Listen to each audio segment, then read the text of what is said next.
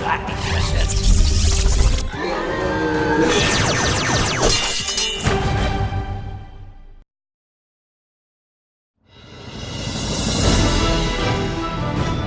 Rejoice, ye penny-pinching nerds, rejoice! For this is a season unbound by our bank accounts, unfettered by fees. A legendary age of liberty. This is the summer of free! Hey guys, Peter Franson here from christiangeekcentral.com and Spirit Blade Productions. Wow, welcome. Once again, it's the summer of free. This year, 2019, where I'm going to be highlighting, hopefully, the best geek entertainment that's free for anyone with an internet connection. That's what this is all about every year. For those who are new to this annual summer of free celebration that we do here at Christian Geek Central, a little background on why we do this first, and then I'll give you some rapid-fire free entertainment resources, followed by my first 2 recommendations of the summer. But actually, before I get into all that, I want to let you know about some big news going on at Christian Geek Central. Spirit Blade Productions' groundbreaking audio drama, Spirit Blade, is being made free forever. That's right, free forever. The legacy edition of this sci-fi, fantasy, pseudo-superhero genre-bending story is being released in video format, which includes also text commentary by myself, the creator of the trilogy. The first part of the trilogy, Spirit Blade Legacy Edition, is being released in multiple parts throughout the month of June. It's actually, the first part is going to be posted on May 25th, which, depending on when you're hearing this, might be in the near future or might be in the recent past. So be sure to go over to youtube.com/ChristianGeekCentral, where you can get the first part of that, and then throughout the month of June, be more parts of that. Then after all 3 parts of Spirit Blade Legacy Edition have been released on YouTube with the text commentary, the audio version will be available for free forever. More details when we get closer to that. In the meantime, go to youtube.com/ChristianGeekCentral to get Spirit Blade, the Legacy Edition. The Bible teaches that money is meant to be used for surprise fun. It is supposed to be used for fun. We don't hear that a lot, but in Ecclesiastes chapter 5, verses 18 and 19, we see indications of that. In addition to other things, it's meant for fun. But it's important to say that it can't truly satisfy us. In that same book, and the same chapter even, Ecclesiastes chapter 5, verse 10, there's indications that it can't truly satisfy us. And so money should be put to good use in service to God and others, rather than primarily be used on ourselves. And I think we see that in Matthew 13:44, Matthew 25:14, and 1 Timothy 6:17 and 18. We're also instructed to stay out of debt, so that the only person that we are subjected to is God. We see that, I think, in Romans 13:8, Proverbs 22:7, and 1 Corinthians 7:23. Now, as a hardcore geek, this is really challenging teaching. Most geek hobbies involve repeated investment, and sometimes they cost a lot. All the cool stuff that's being marketed to us usually comes with a price tag, so it can be easy to go beyond the enjoyment that we're meant to have and enter into the realm of obsession and just financial waste. And I've experienced this firsthand. So each year at Christian Geek Central, we celebrate the Summer of Free, in which I showcase free entertainment options geared toward geeks that are available for free to anyone that has an internet connection, which, if you are listening to this or watching this, you do. Let's see. To kick off the summer, I'm going to remind you guys of some great starting points when you're looking for free and absolutely legal entertainment for geeks. When it comes to retro video games, I recommend, archive.org's Internet Arcade. When it comes to modern video games, something you can do is go to Steam, click enter on that search field without typing anything in there, just click enter in it, sort by lowest price, and then check out all the free games, or with caution, the free-to-play games. RPGmaker.net has a bunch of filters there that you can use to find highly rated games or games that fit your particular tastes. That's a resource that I've gone back to again and again every year, rpgmaker.net. itch.io/games/free. Again, there's a bunch of filters that you can apply there as desired to find what you're looking for. And then finally, every year PC Gamer puts out a list of like the best free video games that are available. You can just do a search for PC Gamer free games in your favorite search engine, and you're likely to find that list pretty easily. As far as tabletop gaming goes, one thing that's fun to do is go over to BoardGameGeek.com, look up a game that you already have in your collection, and check out the forums or the files for the variants that have been created for that game that can really add some new life to a game that you've maybe had for years and you think you've kind of seen it all, but you can really explore it in some new ways with the help of the variants at BoardGameGeek.com. You can also go to Drive-Thru RPG, Drive-Thru spelled THRU RPG.com, and use the browsing filters there again to find some great free paper and pencil type tabletop gaming options.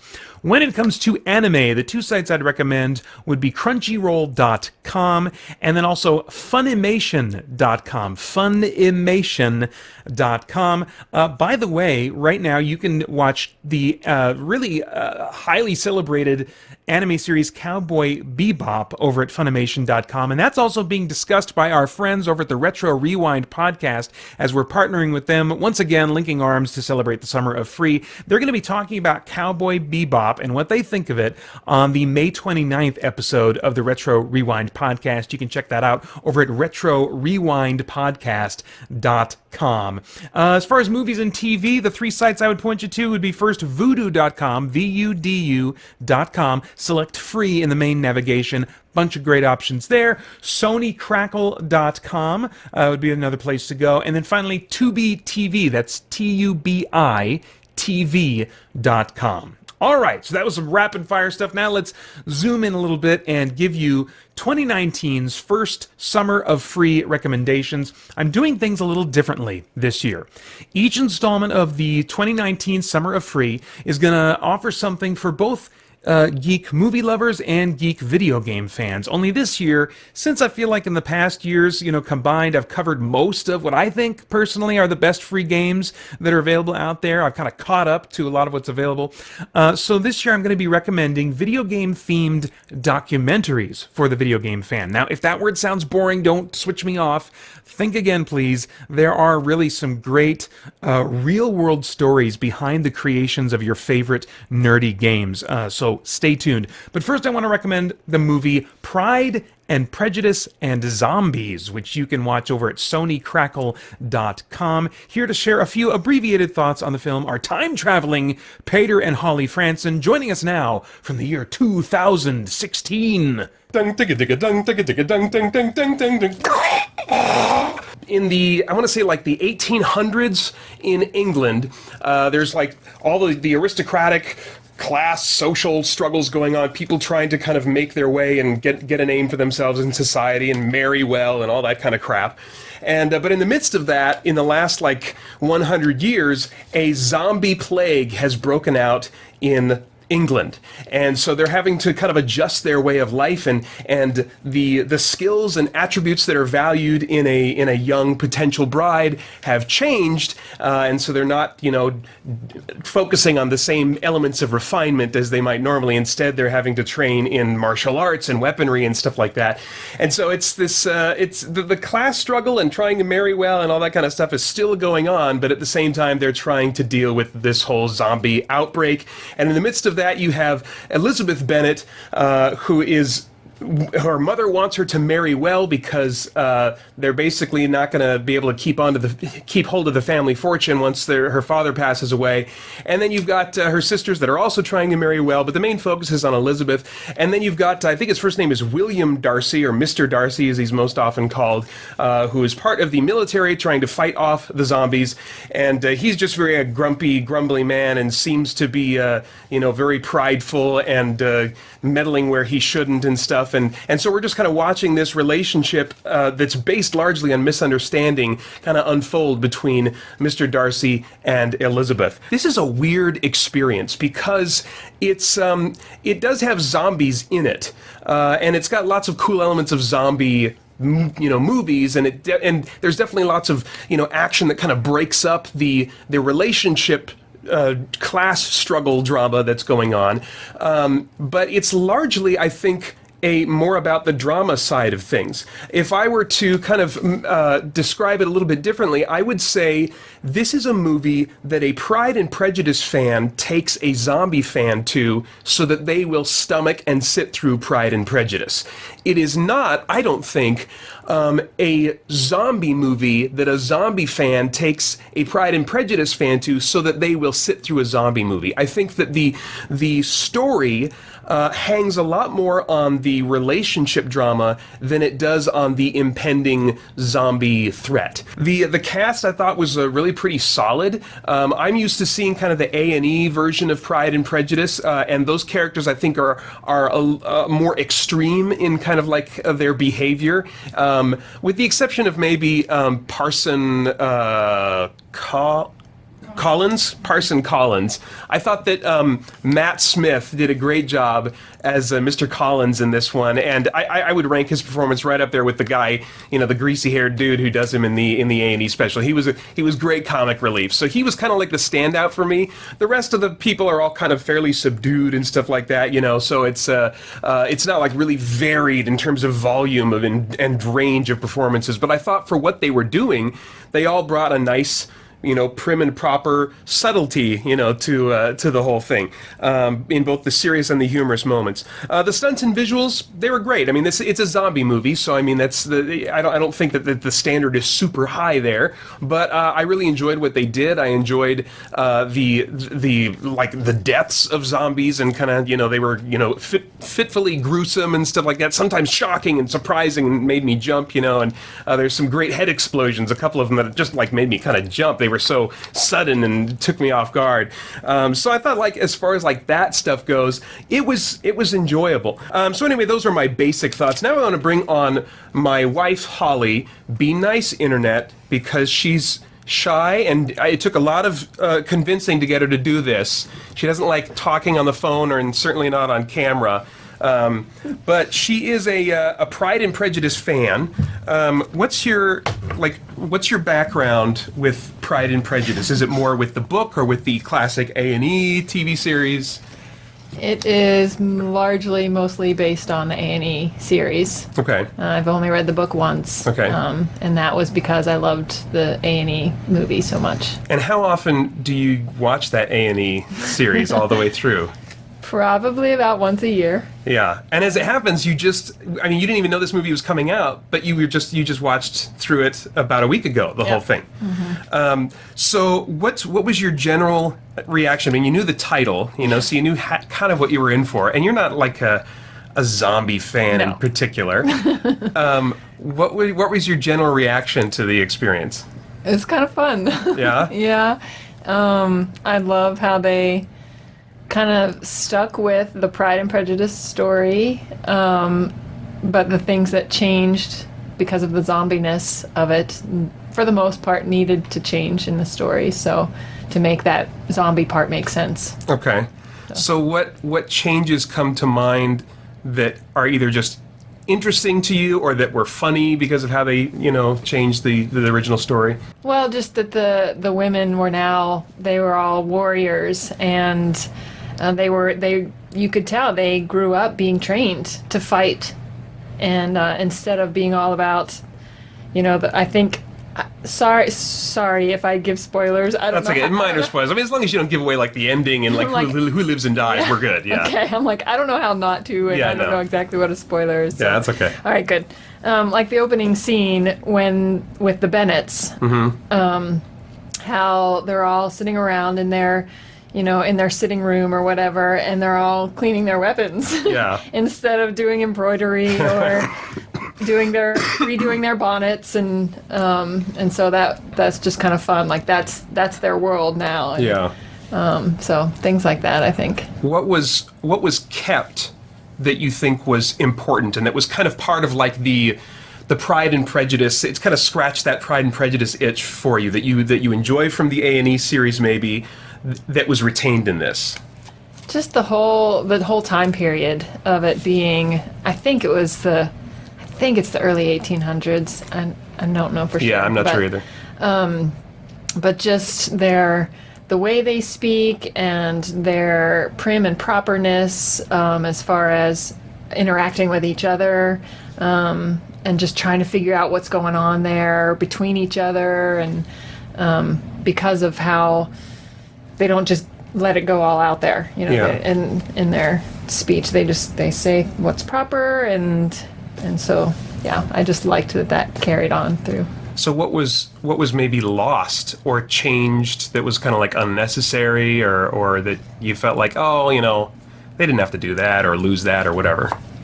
Yeah, there was, for the most part, I thought it was pretty good. I felt like the story, where it did change, it kind of needed to to add the zombies in. But there was one scene in particular that, when Darcy proposes for the first time, that I felt like they ended up physically fighting each other, and I didn't think that was necessary in that instance. It didn't come to that. They could have settled it through their words like they did in the original. Yeah, I noticed that sometimes when there was conflict in the original A&E series, there was verbal conflict and emotional conflict and stuff like that, they would accompany that with physical conflict.